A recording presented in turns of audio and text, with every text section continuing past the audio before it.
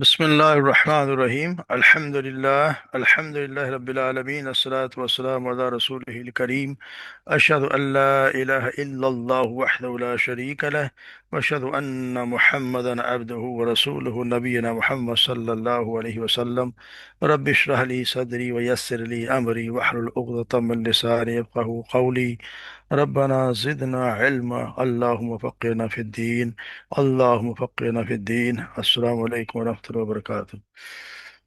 امید ہے سب لوگ خیریت سے، اللہ تبارک و تعالی ہمارا وقت قبول فرمائے۔ جی رہے سورہ احزاب کا نیا سبق شروع کرتے ہیں۔ اعوذ باللہ من الشیطان الرجیم، بسم اللہ الرحمن الرحیم۔ وما كان لمؤمن ولا مؤمنة إذا قضى الله ورسوله أمرا أن يكون لهم الخيرة من أمرهم ومن يعص الله ورسوله فقد ضل ضلالا مبينا وإذ تقول للذي أنعم الله عليه وأنعمت عليه أمسك على زوجك واتق الله وتخفي في نفسك ما الله مبديه وتخشى الناس والله أحق أن تخشاه فلما قضى زيد منها وترا زوجناكها لكي لا يكون على المؤمنين حرج في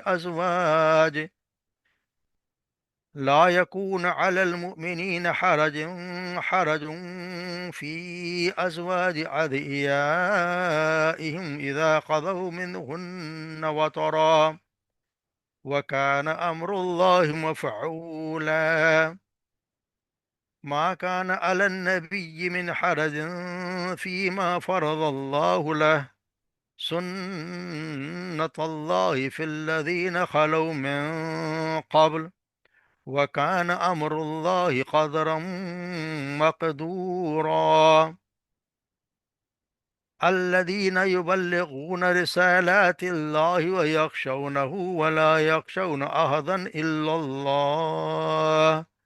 وكفى بالله حسيبا ما كان محمد أبا أحد من رجالكم ولكن رسول الله وخاتم النبيين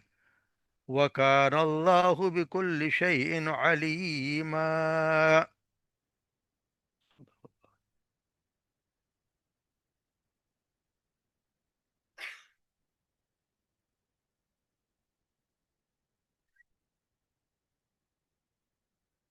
ما کان لمؤمن، نہیں کوئی کسی مومن کے لیے اور نہ کسی مومنہ عورت کے لیے، اذا قضى اللہ، جب فیصلہ کر دیا اللہ نے، و رسول اور اس کے رسول نے، امرن کسی کام کا، کسی کام کا فیصلہ کر دیا، ان یکون لہم الخیارہ، کہ ہو ان کے پاس کوئی اختیار، یعنی اس کا مطلب کسی کا کوئی اختیار نہیں، من امر اس کے معاملے میں، ومن یعص اللہ ورسولہ، اور جس نے نافرمانی کی اللہ اور اس کے رسول کی، تو کوئی نافرمانی کرے، فقط ضل ضلالا مبینہ، تو بے شک وہ گمراہ ہو گیا، گمراہ ضلالا مبینہ، واضح طور پر گمراہ ہونا۔ وَإِذْ تَقُولُ، اور جب آپ کہہ رہے تھے، لِلَّذِي، اس سے، انعم اللہ علیہ، جس پر انعام کیا اللہ نے، وَأَنْعَمْتَ علیہ، اور آپ نے انعام کیا اس پر، امسک، روکے رکھ، علیہ کا، اپنے پاس، زوجک، اپنی بیوی کو، واتق اللہ، اور اللہ سے ڈر، وتخفی فی نفسک، اور آپ چھپا رہے تھے وہ جو آپ کے دل میں تھا، آپ کے نفس میں تھا، واللہ، مگر اللہ، اور اللہ مبدی ہی، ظاہر کرنے والا تھا اسے، وتخشى الناس، اور آپ ڈر رہے تھے لوگوں سے، واللہ احق، اور جبکہ زیادہ حق، اللہ کا زیادہ حق ہے، ان تخشوا، کہ اس سے ڈرا جائے، فلما، پس جب، قضا زید، جب پورا کر لیا، زید منہا، یعنی زید نے پورا کر لیا، فیصلہ کر لیا، منہا اس سے، وطرن، اپنے کو حاجت، یعنی ان کو، اس کو طلاق دے دیں، اس سے اپنی حاجت پوری کر لیں، اس کو طلاق دے، اور جو اس کے عدت بھی پوری ہوگی۔ زوجنا کہا تو ہم نے نکاح کر دیا اس کا، کہا آپ سے، ہم نے نکاح کر دیا اس کا آپ سے، لکئی تاکہ لا یکون نہ ہو علی المؤمنین مومنین پر، حرجن کوئی تنگی، فی ازواج ادعیاءہم ان کے منہ بولے بیٹوں کے بیویوں کے بارے میں، اذا قضوا جب وہ پورا کر لیں، فَمِنْهُنَّ وَطْرَ اپنی حاجت، یعنی جب ان کو وہ طلاق دے دیں۔ وَكَانَ أَمْرُ اللَّهِ مَفْعُولًا، اور یہ کام یعنی کہ یہ اللہ کا حکم پورا ہو کر ہی رہنے والا، مفعولا پورا ہو کر ہی رہنا تھا۔ ما کان علی النبی من حرج، اور نہیں ہے نبی کے لیے من حرج، یعنی کہ کوئی حرج نہیں ہے، فی ما فرض اللہ لہ، اس بات میں جو اللہ نے اس کے لیے فرض اللہ مقرر کر دیا ہے، اللہ اس کے لیے، سنت اللہ، یہ اللہ کی سنت ہے، یعنی اللہ طریقہ ہے، طریقہ رہا ہے، فی الذین خلو ان لوگوں کے بارے میں، ان لوگوں میں بھی، خلو جو گزرے، من قبل آپ سے پہلے، اس سے پہلے جو گزر چکے ہیں، وکان امر اللہ قدرا مقدورا، اور اللہ کا جو کام ہے، اللہ وکانا امر اللہ، اللہ کا معاملہ تو قدرا مقدورا، ہو کر ہی رہنا ہوتا ہے، جو لکھ دیا گیا وہ ہونا ہی ہے۔ الذین وکان امر اللہ قدر مقدور الذین یبلغون، الذین یبلغون رسالات اللہ، اور وہ لوگ جو یبلغون جو پہنچاتے ہیں، رسالات اللہ کے پیغامات، ویخشونہ اور وہ ڈرتے ہیں اس سے، ولا یخشون احدا اور نہیں وہ ڈرتے کسی سے بھی، الا اللہ سوائے اللہ کے، وکفی باللہ حسیبا اور اللہ حساب لینے میں کافی ہے، یا اللہ ان کے لیے ویسے بھی کافی ہے۔ وکان محمد اور نہیں ہے محمد صلی اللہ علیہ وسلم، آبا احد من رجالکم تمہیں کسی بھی تمہارے مرد کے باپ، یعنی کسی بھی مرد کے آپ صلی اللہ علیہ وسلم باپ نہیں ہیں، ولیکن اور لیکن رسول اللہ، اللہ اور اللہ کے رسول ہیں، وہ خاتم النبیین اور خاتم النبی یعنی آخری نبی ہیں، وکان بکل شیء علیما اور اللہ تعالیٰ بکل شیء علیما ہر چیز سے کو خوب جاننے والا ہے۔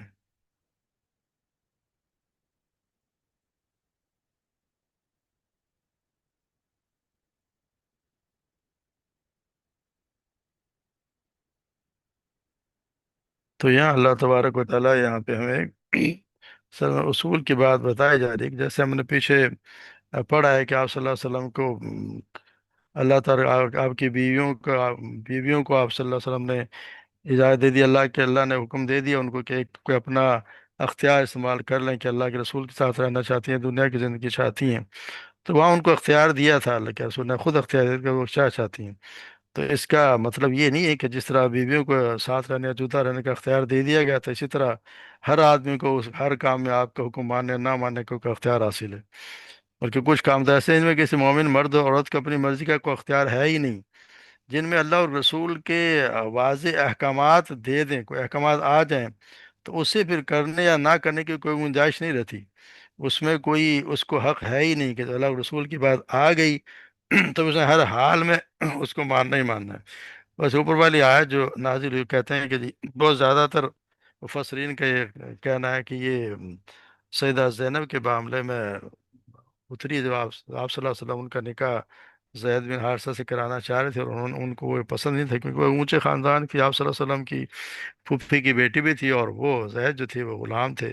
آزاد تو کر دیے گئے تھے تو غلام، تو نسب کا بہت زیادہ فرق تھا، وہ قریش کے ایک بہت باعزت گھرانے کی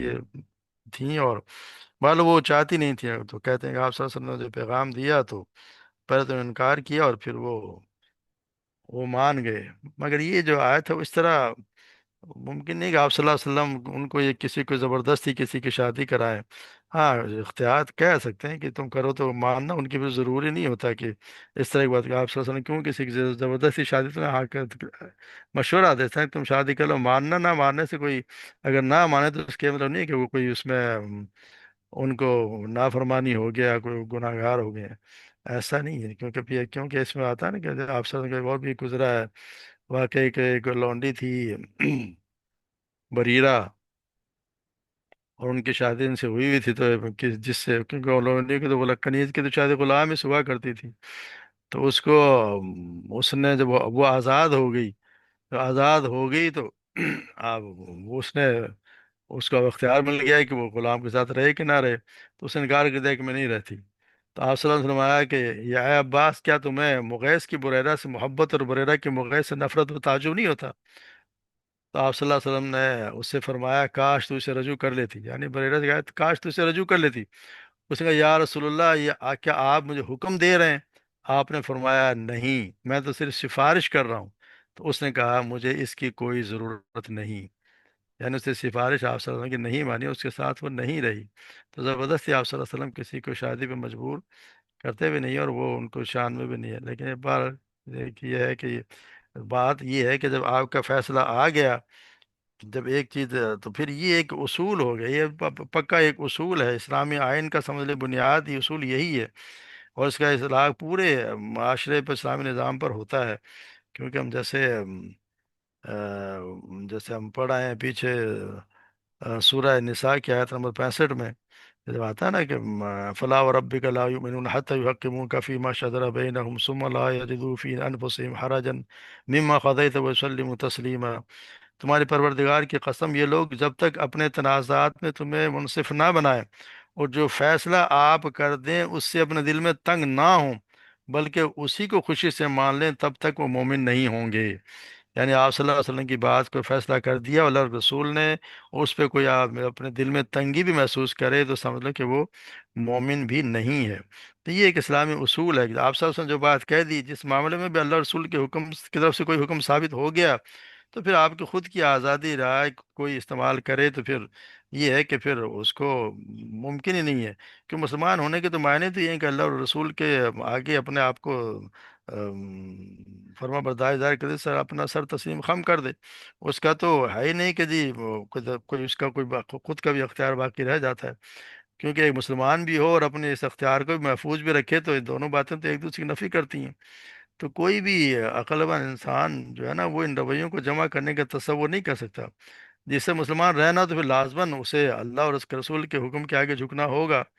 اور نہ جسے نہ جھکنا ہو تو وہ سیدھی طرح ماننا پڑے گا، وہ مسلمان نہیں ہے،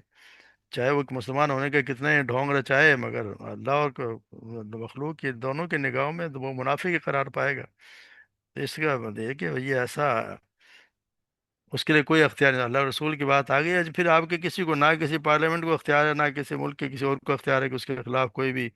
قانون بھی بنائے۔ جب اللہ کے رسول کی جو بات آ گئی وہ آخری حتمی ہے، یہ اللہ کی طرف سے قانون ہے۔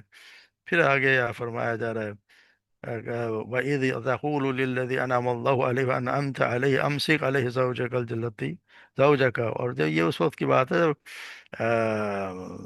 سیدہ زینب سے آپ صلی اللہ علیہ وسلم کا نکاح، یعنی کہ جب انہوں نے طلاق دے دی، ان سے طلاق دینے لگے تو ان کی جب شادی تو ان کی ہو گئی، اور شادی ہو گئی اور پھر ہوا یہ کہ ان کی ناچا بنا نہیں، کیونکہ بہت زیادہ فرق تھا، سمجھ لیں ان کے مزاج میں بھی اور نسب میں بھی، تو وہ شادی چلی نہیں۔ تو پھر وہ اس میں آپ آ کے وہ سیدہ زید جو ہے ان کے ساتھ آ کے شکایت کیا کرتے تھے کہ یا اللہ کے رسول، یہ تو میں ان کو طلاق دینا چاہتا ہوں، اور اللہ کی طرف سے یہ بشارت تھا، اور یہ کہ اللہ نے اس رسم کو ختم بھی کروانا تھا۔ تو یہ آپ سب کو بتایا کہ اس نے شادی، یہ طلاق دیں گے تو پھر میں نے شادی کرنی ہے، مجھے شادی کرنی ہے، ان سے کرنا پڑے گا۔ تو پھر وہ کچھ پریشان بھی ہوتے تھے کہ جب میں شادی کروں گا تو آگے سے کتنا بڑا طوفان اٹھے گا، اور وہ لوگ جو پہلے ہی اتنے سارا عرب جو خلاف کھڑا ہوا ہے، تو وہ لوگ اور منافقین ان کو ایک بہانہ اور مل جائے گا تو کتنے مشکلات پیدا ہوں گی۔ تو آپ صلی اللہ علیہ وسلم اس سے ذرا بچنا چاہتے تھے، سمجھنے کے دل میں ڈر رہے تھے۔ تو یہ آپ ہی از تقولو تقول الذی انعم اللہ، اس شخص سے جو تم کہہ رہے تھے جسے اللہ نے انعام کیا، یعنی یہ بات ہو رہی ہے سیدنا زید کی، کہ ان کے جو مطلب سیدنا زید جو تھے ان کے بارے میں ہو رہی ہے، کہ جب وہ آپ سے ان سے بات کر رہے تھے جس پہ اللہ نے انعام کیا، تو اللہ نے انعام تو ان پر یہ کیا کہ ان کو اسلام کی توفیق بھی دی، اور آپ صلی اللہ علیہ وسلم کے ساتھ بھی ان کو دے دیا، اور آپ صلی اللہ علیہ وسلم کا ان پر احسان یہ تھا کہ انہیں غلامی سے آزاد کر دیا۔ یہ تھے بڑی شان والے، اللہ کے رسول کو بہت پیارے تھے، سید عائشہ کہتے ہیں کہ ان کو ان کو جب کسی ان کے ہوتے ہوئے کسی لشکر میں کسی کو بھیجتے تو نہیں کو سردار بنایا کرتے تھے لوگ انہیں حب و رسول بھی کہا کرتے، رسول کے پیارے بھی کہہ دیا کرتے تھے۔ تو یہ کہتے ہیں کہ جو ان کے بارے میں تھوڑا جان لینا چاہیے کہ وہ ایک غلام کسی قبیلے کے قبیلہ تھا، ان کے وہ رہنے والے تھے، اور وہ اپنے ننیحال گئے، اور تو راستے میں دوسرے قبیلے مخالف قبیلے والوں نے ان پہ حملہ کر دیا، اور پھر وہ ان کو حملہ کر دیا، اور وہ ان کو انہیں بچے کو پکڑ کے لے گئے، اور جا کے پھر ان کو طائف کے بازار میں بیچ دیا۔ تو یہاں جو طائف کے بازار بیچ دیا تو ان کو ان کا سیدہ خدیجہ ان کے بھتیجے نے ان کو خرید لیا، اور لا کے اپنی پھوپھی کی ان کے پھوپھی کے حوالے کر دیا، ان کے آنے کے ان کے بعد رہنے لگ گئے۔ تو آپ صلی اللہ علیہ وسلم سے جو شادی ہو گئی ان کی خدیجہ کی، تو وہ پھر یقین انہیں کے پاس رہنے لگ گئے۔ تو پھر یہ جب انہیں کے بعد رہنے کو پھر انہیں نہ دیکھ کے جب اس وقت تقریباً ان کی عمر کہتے ہیں کوئی پھر جب ایمان لائے ہیں اس کو 15 سال، کیونکہ وہ پہلے تو چھوٹے آئے ہیں، اور ایمان لائے ہیں تو ان سب سے پہلے وہ کہتے ہیں کہ وہ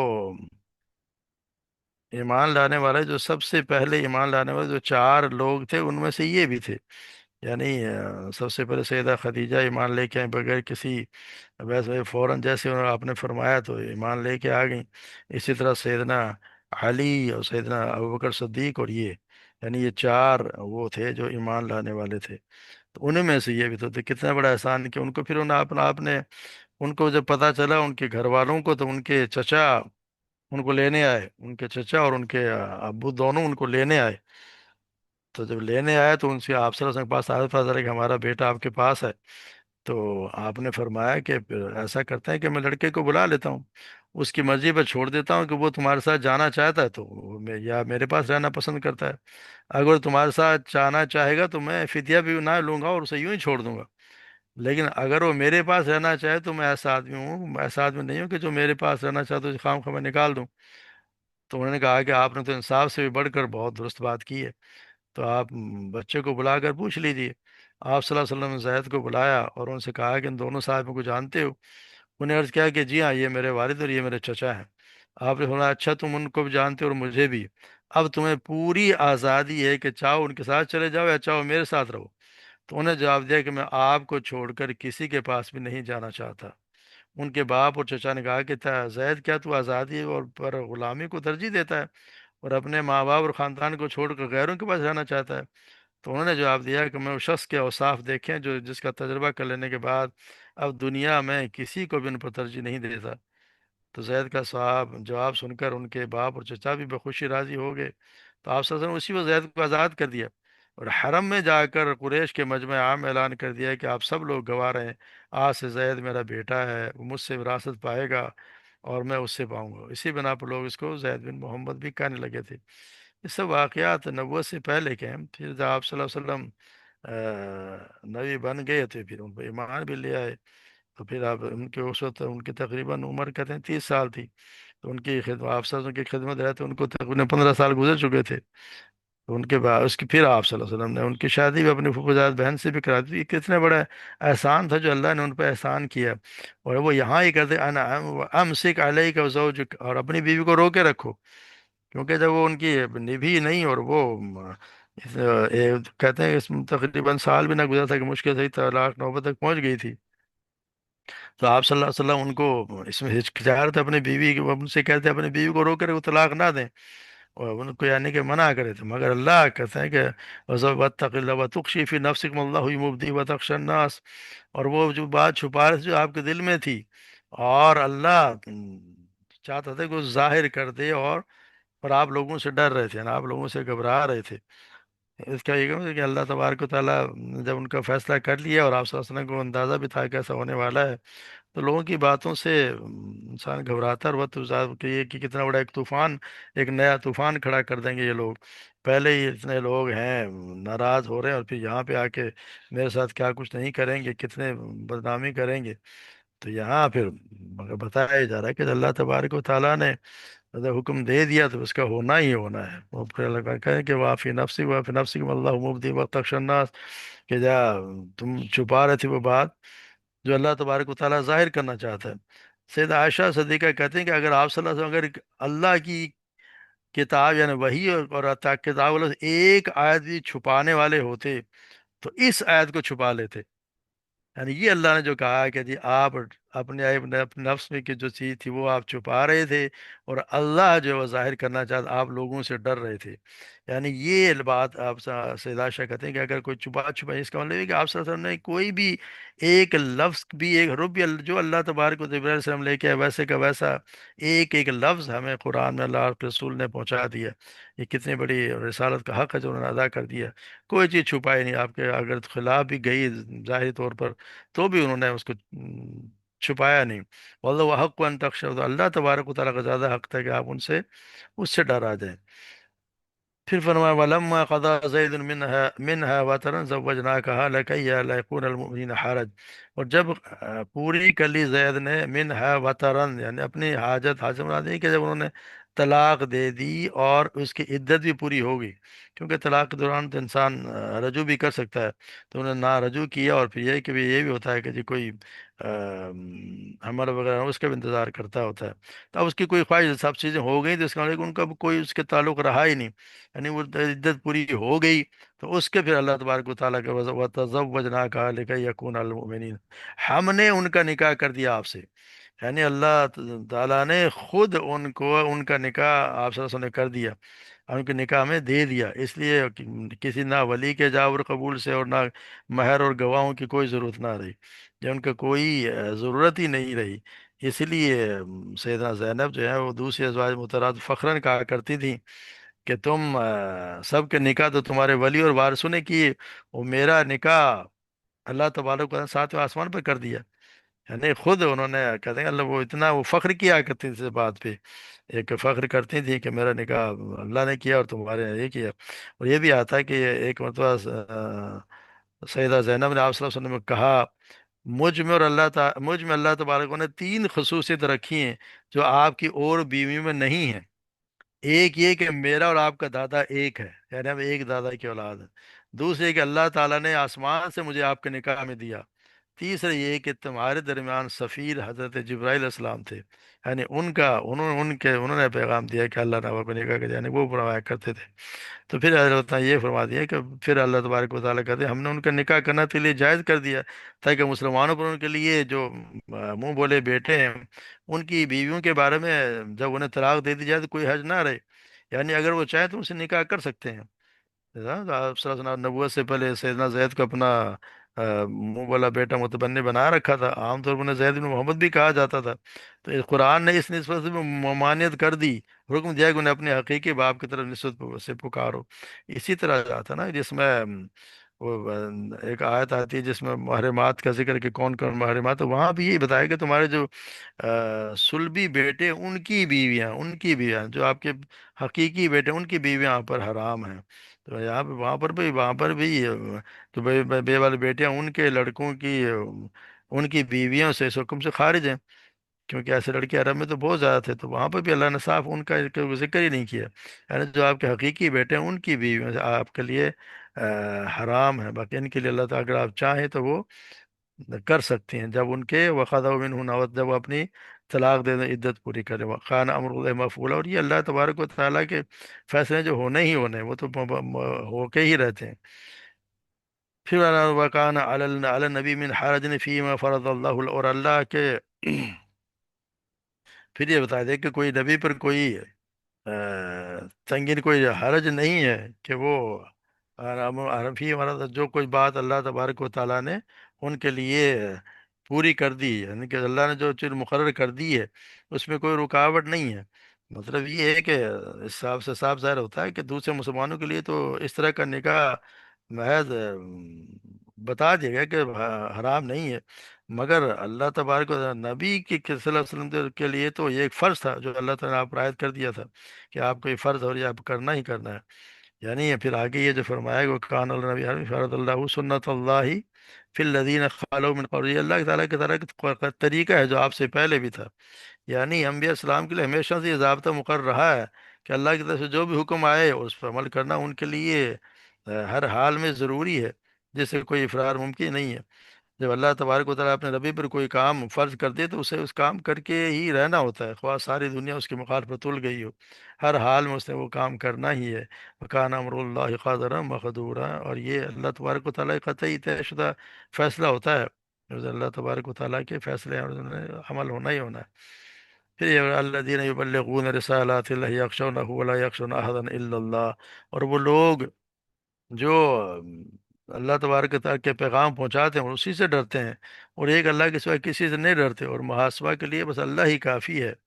یعنی کہ یہ بتایا گیا کہ یہ جو نبی ہیں، انبیاء کرام تو ہوتے ہی اس ان کی تو اتنے